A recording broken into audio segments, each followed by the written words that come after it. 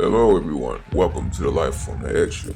Today, we're going to be talking about good time or bad time, right? Are we really having a good time or are we having a bad time? Let's get into it.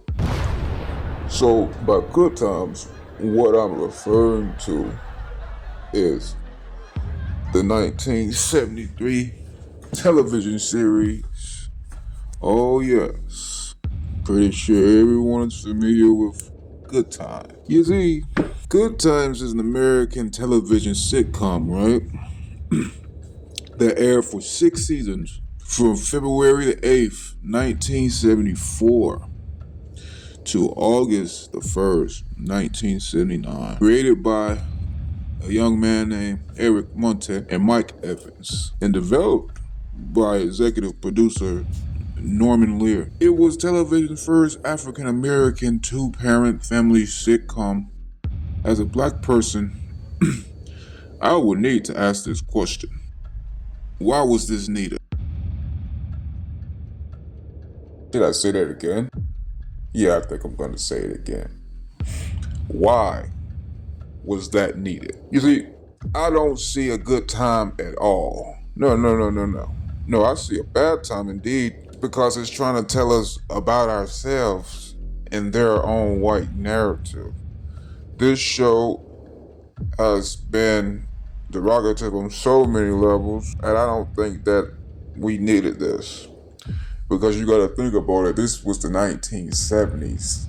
The 1970s was the black exploitation era. If you remember that, you remember. If you don't, but what I'm trying to say is they're basically trying to tell us about ourselves in their own narrative. So that's really why I want to dive into the cast of Good Times, especially the main cast, the family, including Walona, because she was basically just as much as part of that family. She was there every day. She's on every episode. She was one of the recurring characters that had a special role in all of this. It starts to remind ourselves, or was supposed to remind ourselves, who the black family was and who we are, and especially how do we see ourselves. So we're going to give some insight to these roles. Personally, in my opinion, I liked the show. It had a lot of great potential, but most of that stuff, man, it wasn't really needed. It's more of a minstrel show than anything else. Just showing us, depicting us, just piece by piece, the picking. Think to yourself, who is sitting at this round table and coming up with these ideas? Who? Because they say that two black men get pushed out there and then see how it goes. No, they are running the show. They're running the show. Believe me or not, they are running the show. We're gonna start on the father, since he is the head in charge. We're gonna start on none other than James Evan, played by John Amos. About John Amos, the main character in the show before he was dismissed from the show.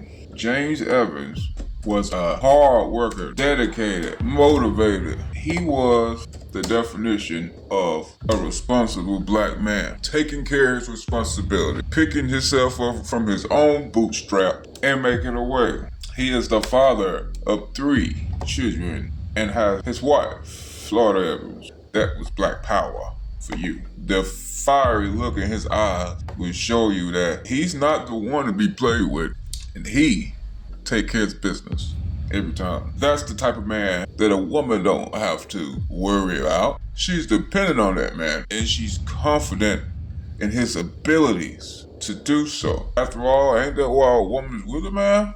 Or at least should be with a man? A good man. And just like I said earlier, all good things must come to an end.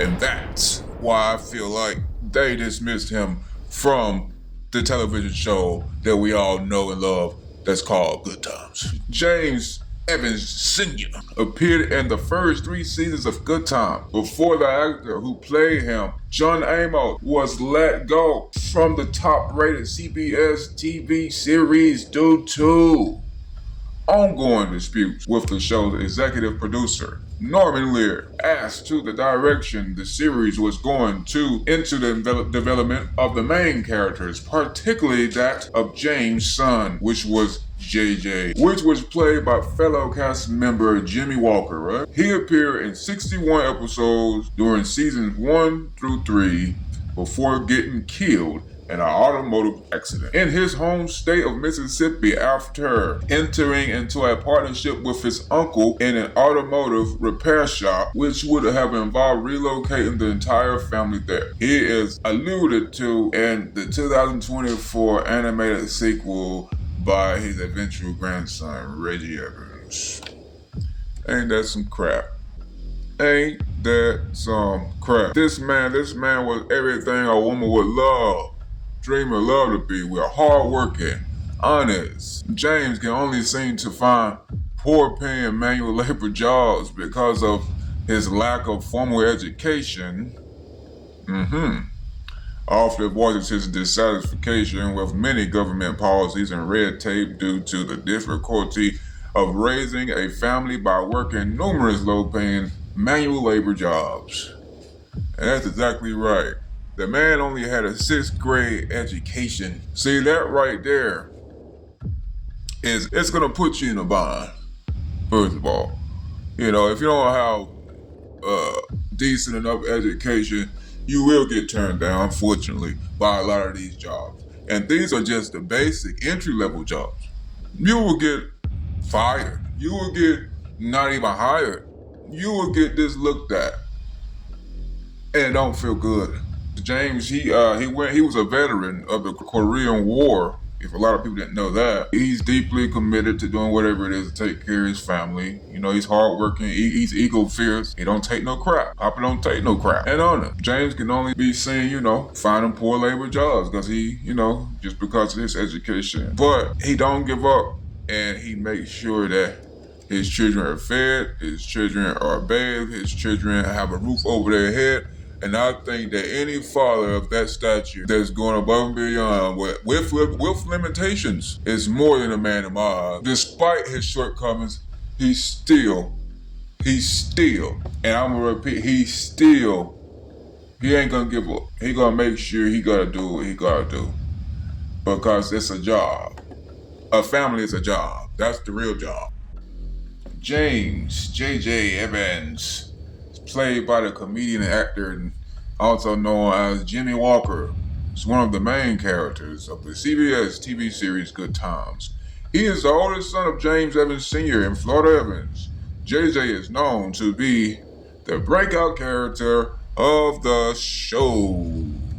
I wonder why. Let's get into this, guys. It's getting very interesting. And if you're still here, I appreciate it a lot. I would also love it if you would like, subscribe, and comment. Tell a friend about my channel. A gifted artist. He's a great artist, and he pays real good attention to his canvas. He dreams of becoming a famous artist. He wants to take his family out of poverty. See, that's values right there. That couldn't have been taught alone if he didn't have 2 great parents teaching him that. Until that day though, JJ responsibilities include doing well in school and looking out for his younger siblings.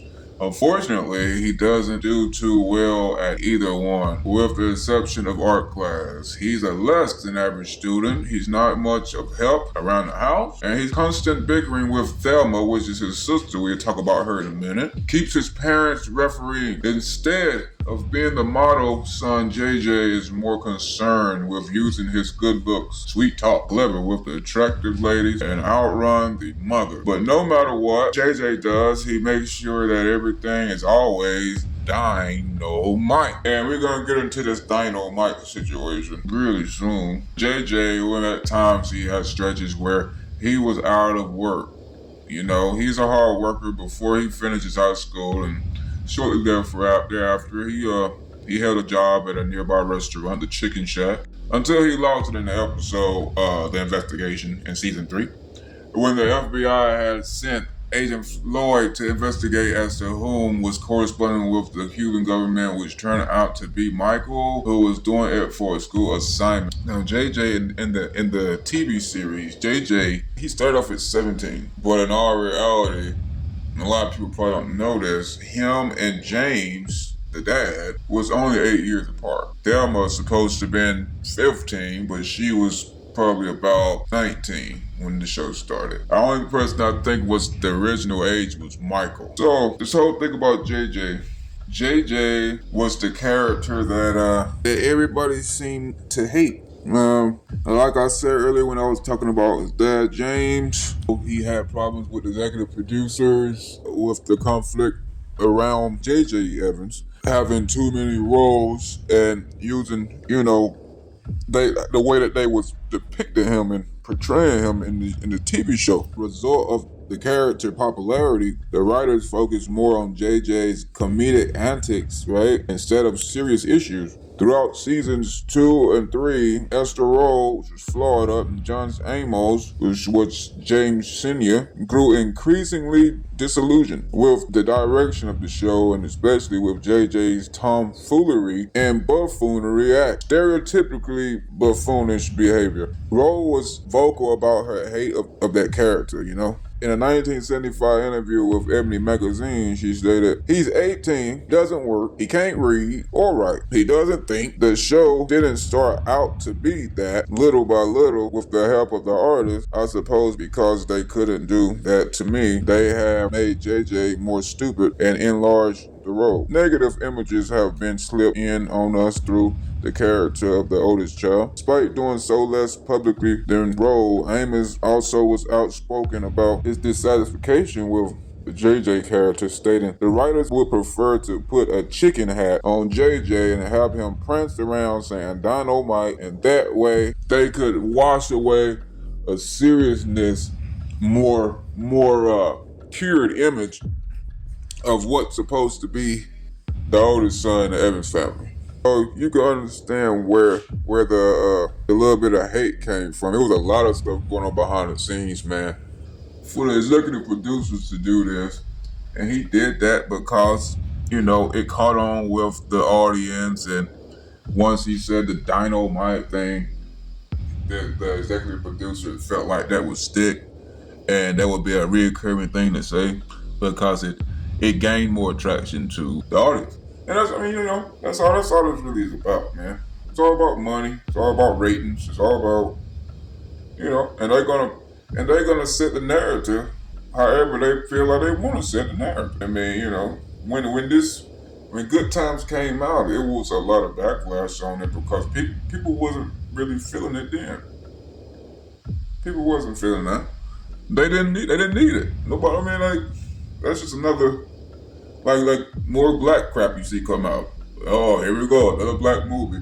Here we go, another slave movie. Here we go, some more Uncle Tom foolery crap.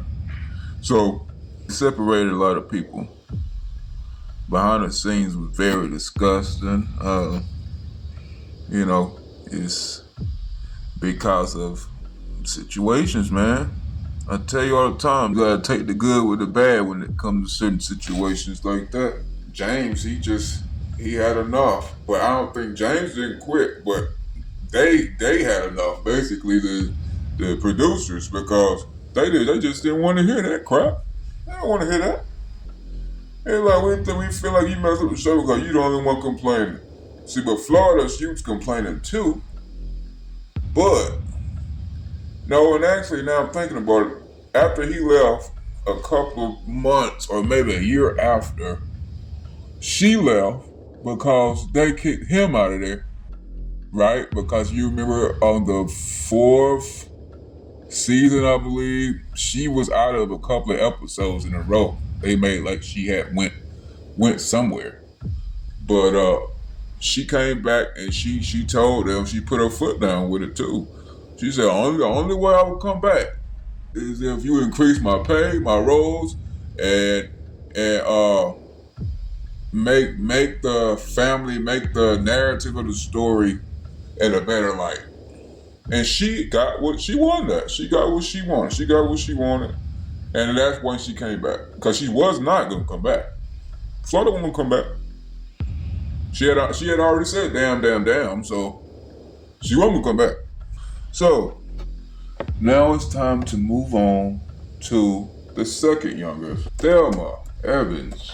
Thelma Evans, aka Thelma Evans Anderson. See, Anderson was when she married Keith, the football player.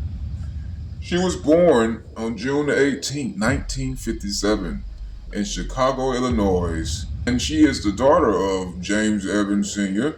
and his wife, Florida Evans. In the CBS TV series Good Time, part of Velma is played on the series of Bernadette Stannis, that's her real name. She is the middle child and the only daughter of Florida and James Evans Sr. She grew up on the southwest side of Chicago in a cold water flat house and high-rise project building with her parents and older brother JJ. When her mother was pregnant with her younger brother Michael, the family moved to the north side of Chicago in the housing projects. As Thelma became a teenager, she became interested in acting, dancing, and boys. Her favorite actor was Billy D. Williams, and her favorite musician was Isaac Hayes, Stevie Wonder, and Marvin Gaye. Thelma had several boyfriends and even fiancés, and also she's not afraid to stand up to her older brother JJ, of course. Every episode they going back and forth. They are the jokesters. They are the enlightenment of the show that keeps it going. Really, it's constant. It's like almost every other sentence. You already know what's gonna happen. Either if he says something or if she says something, one of them they're gonna come back. She is daddy's girl, and her father can be overprotective from time to time. Of course, she's the only daughter. But that doesn't stop them from dating and even getting engaged a few times, like the rest of her family. She also dreams of moving out of her housing projects, but until that day, that dream is realized. Thelma does her best to be as much help as she can to her mother and around the house. Her constant fighting with JJ is too much for her parents to deal with at times, but their love for each other is deep. With her family behind her, Thelma is reassured that she will survive growing up in the ghetto. Okay. And that right there is a good time. That's one of the good times that they want you to think. If you just survive the ghetto, that's a good time. So, Thelma met and she fell in love and married a former standout college football star, Keith Anderson, in 1978 at the beginning of season 5. A college athlete who had a bright future and began the top draft choice of the NFL Chicago Bears. But at their wedding, Keith tripped over JJ, who was taking wedding day pictures and breaking his leg. Wow. I remember that episode. That was a beautiful episode. Michael singing and stuff. This event led to Keith developing a drinking problem. By series in the final episode, Thelma and Keith were moving into a new apartment near Lake Michigan after Keith completely recovered from his injury and had finally got his multi-year contract to play football for the Chicago Bears. Thelma also learned she's pregnant with their first child and asked Florida to live with them to help with the baby. Isn't that a beautiful thing?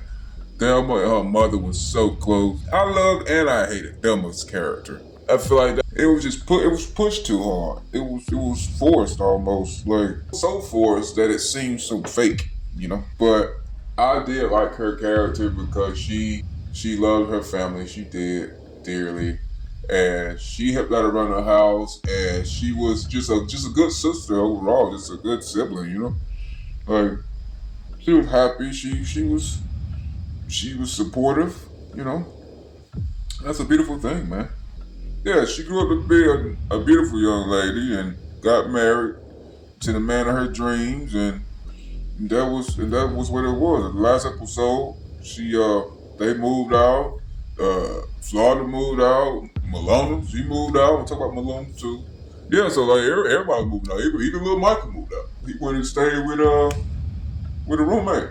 So yeah, everybody was moving out. Like just the perfect ending. They all live happily ever after. They should have named that A Good Time. That should have been the only thing that was a good time. Because that type of trauma if you could literally sit there and call it a good time, that means you just really got a lot of fucking trouble, you know? You're standing in the worst conditions possible. You can get mugged at any moment. You don't know half of the time where your next meal is coming from because your father can't get a lot of work and the mother don't work. She gotta take care of the children.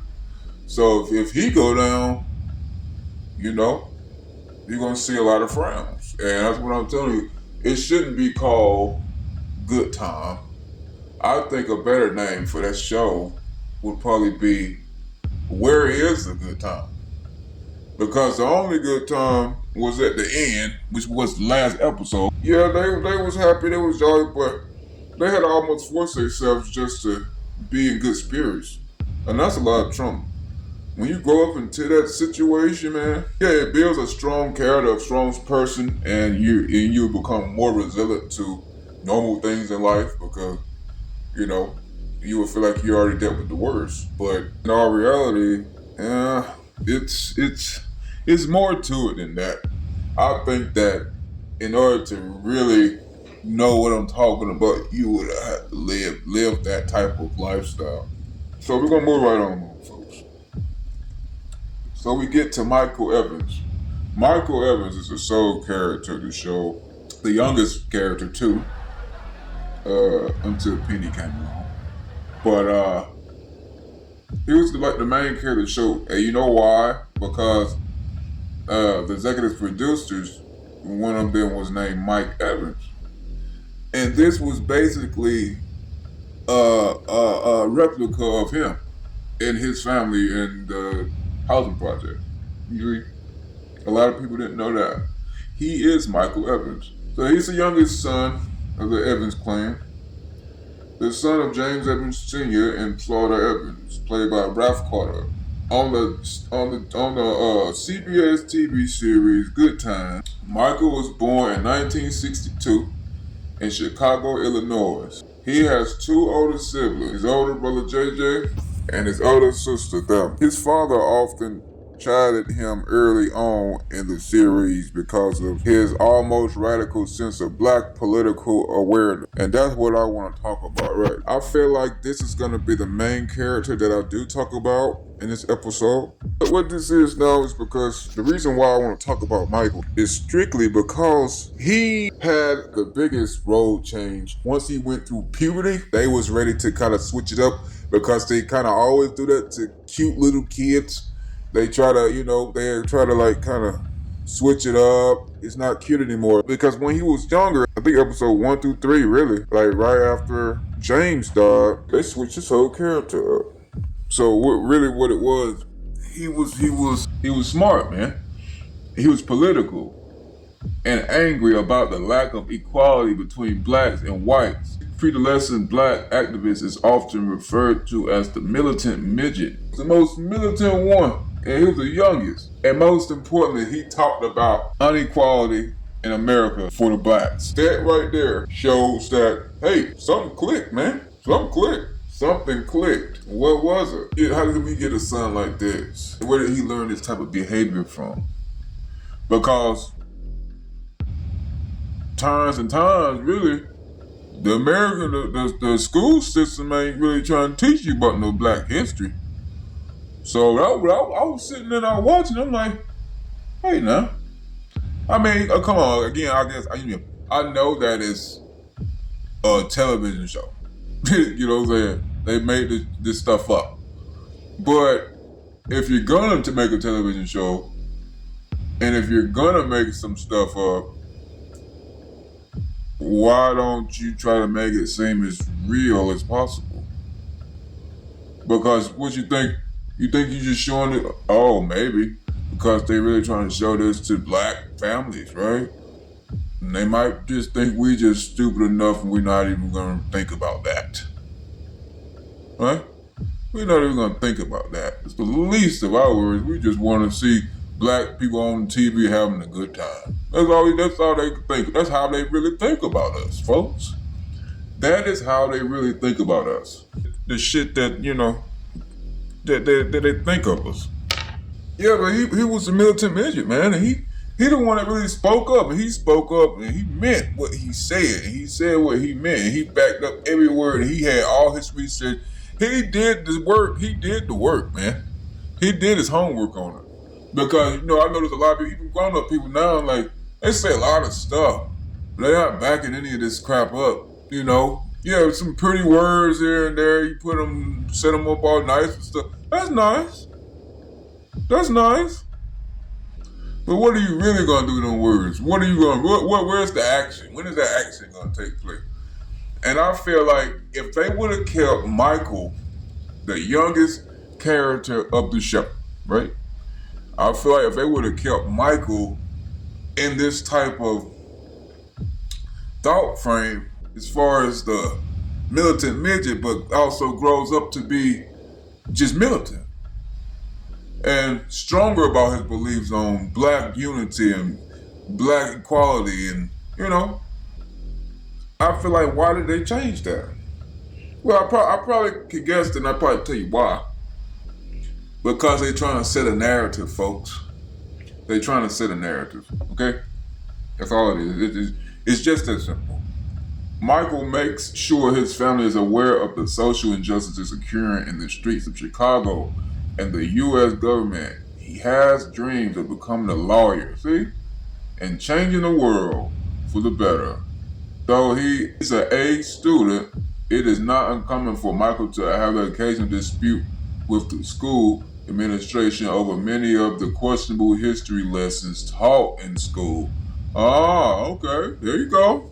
Right? That's what he's saying. He's saying it right there. James and Florida are often lost for words over Michael's strong revolutionary spirit, but they know his passion for justice is exactly what American society needs. See? They're lost for words when he say it, because I guess they done grew up and they have been learned to conform and follow suit and don't ask questions. And that's how this world wants us to be, folks. They don't want us to ask no questions. They just want us to shut up, sit down, and keep doing what they want. Because it says they are lost for words over Michael's strong revolutionary spirit. But they know his passion and justice is just what American society needs. He is often referred to as Gramps by neighbor and family friend Walona. In the final episode of the series, Michael attended college and decided to move in on a campus dormitory. Right? Michael, he was one of the most important characters to me. Everything about him, man. He was just so strongly connected to his beliefs, and he wasn't gonna take no for an answer.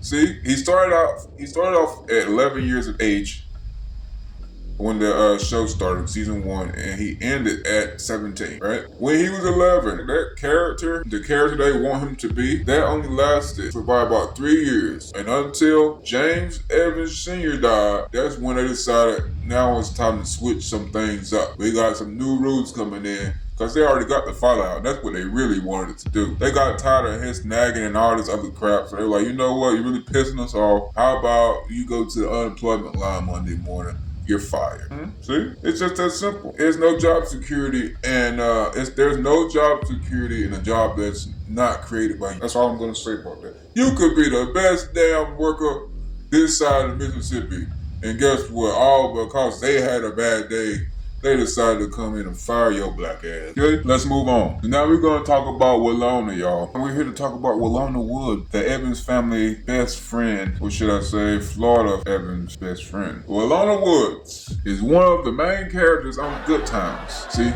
She's one of the main characters on Good Times because she basically carries this TV series. She basically carried it with her little crazy little jokes and all her little gimmicks and gimmicks, She just basically put even further smiles on the Evans family throughout all of their trials, right? She put smiles through the trials and tribulations, okay? Walona Woods is one of the main characters on Good Times. The part of Walona was played by the late, great Janet Du Bois. Beautiful lady. Walona is one of the neighbors of the Evans family and a close family friend. She also is the eventually adopted mother of Penny Gordon Woods. I'm not gonna discuss Penny, but I will, add a little something about Penny while I'm talking about Walona in here, which was the little girl down the hallway. She moved in with her mom, abusive mom, depressive mom. Her mom was not physically fit to be a mother to Penny. Penny kept running away. That was basically her story, and she ran upon the Evans family. And that's how that she had eventually ended up adopting the little girl, which is played by Janet Jackson. All right. Independent, generous, and always up for fun. Can also be nosy at times and a little gossip. I don't know about a little bit. I've been in here binge watching Good Times all night. That's all I've been hearing was her and her jokes. That's all she do. Come in, tell about 3 or 4 jokes, and then she leave. But I still love Walona. She's the GOAT. But as Florida's best friend, Walona is always there and willing to help a hand. That's right. Good and bad times. That's my title. She's always willing to help a hand in good and bad times. She is further than good times for this Evans family because they always seem to have bad times. Between muggers and grubbers, and also between jobs for James Evans Sr., there's always a bad time. So with bad, we gotta have a little good. And with good, we gotta have a little bad, basically. That's what that is. Since they already know that it's gonna be mostly bad in this TV series, let's put a character and we're gonna make her one of the main characters in the show because they're gonna most definitely need this on a daily basis to keep their spirits lift. It's true. A divorcee sporting fashionable clothes and singing unabashed advice, Walona juggles a variety of jobs while maintaining an active single life. And it's crazy. She was always single, and I wondered that. I wonder why. She was always single in the whole series. Didn't never get married. I don't even know. I'm not even sure she had. I know she met a couple of guys. I don't even think that they was boyfriend and girlfriend, which is more of a meet and greet. I take you out to dinner, and then you get to figure out if you want to deal with me or not. Basically a free meal. But when she meets Penny and she and the Evans family learn her birth mother, Lynella Gordon, abuses her, she doesn't hesitate to adopt her and love her as her own daughter. Lynella, and tried to hurt Penny for upsetting her, Walona grabbed her arm and slammed her against the wall. I remember, I just seen the episode earlier today. Penny chose Walona as her mother. Devastated, Lynella respected Penny's decision and left and was never seen again. As an honorary member of the Evans household, Walona is the steady tower of strength that everyone can rely on. In the final episode, after learning Thelma and Keith are expecting a baby, she's overjoyed at becoming a godmother and that she, Penny, and the Evans family will remain neighbors after moving into a new apartment. That was the definition of happily ever after. I mean, come on. Michael moving into the dorm. He's out finally. Get him out of there. Florida, the mama moves with Keith and Thelma, living in a nice apartment. Then Walona just got her new apartment, and she's gonna be right there beside them, which is just coincidentally, right? JJ, he's staying with 2 female roommates, of course. They just turned him into a sex machine. And unfortunately, the dad is deceased. But yeah, everybody's going either their separate way or everybody's just getting out of that project. It's all about we gotta get out of this project by the last season. We have to get out of the project. They got out of there. I didn't know it was gonna be the last episode of the last season. Goodness gracious. But what I'm saying, I feel like this television show should have been called Bad Times, and then they could have branched off and made a sequel to it, right? Hear me out. And now everybody done moved and got their stuff together. Now it can be called Good Times. Come on, that's smart. I can't make this shit up. Now we get to the last character of the show, and also the main character of the show. Last but not least, Miss Florida Evans of the Evans household, right? She is the protagonist of the Good Times in season 1 through 4 and 6. She is the mother of J.J. Evans, Thelma Evans, and Michael Evans, and also the widow of James Evans Sr. and Carl Dixon, after the untimely demise of James, who died in a car automotive accident while preparing his family to move to Mississippi. Yes, On Good Times, she appears in 109 of the 133 episodes in seasons 1 through 4, and then returns in season 6 after Carl died of lung cancer at the end of season 4. In that episode, Love Has a Spot on His Lung, part 2, the season finale. You see, Florida, very bright, and she was very willing to do anything and everything she could do to take care of family. And while she held all of these strongholds on her shoulders, she also tried to continue her education, right? She never had a chance to finish high school because she wanted to help support her parents, and she started working minimum wage jobs at a young age, right? As a young adult, she met her childhood sweetheart and the love of her life, James Evans Sr., and eventually married him. They used to live in the south side of Chicago in a cold water flat where they had their two oldest children, James J.J. Evans Jr. and Thelma Evans. When Florida was pregnant with the third child, Michael, they moved to north side of Chicago and the housing projects, right? So while James Evans Sr. is out making the bacon, bringing the bacon home, she is the stay-at-home mother, right? She's the super glue, basically, that keeps the family together with her stern but loving disposition. Florida does the best to give her often unemployed husband emotional support and be a good mother and role model for their three children. Between the cooking, cleaning, laundry, and shopping, Florida often squeezes in a part-time job to help stretch the family dollar, right?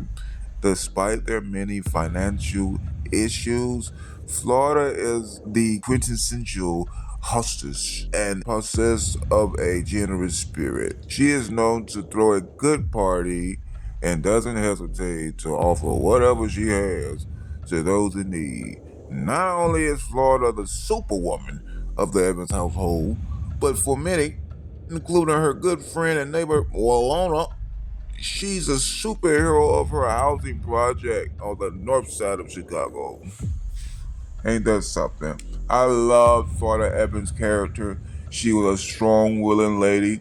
She stood for justice. You know, she was all the things that would categorize the black woman of the '70s, which was a good image, a great image actually on our hand to stand before us as all black people. And it just shows some light in all of the darkness that surrounds us, you know, on a day-to-day basis. Her husband James fought to get his family out of the ghetto, and he almost succeeded when he left Chicago to find a better job in his home state of Mississippi. And his family was scheduled to move to Mississippi with him, but while in Mississippi, James was killed in a car accident. Devastated, the now widowed Florida had to support herself and their three children alone. Whew. See, and that right there, you know, it all goes tied and tied. Like a one parent household is challenging, right?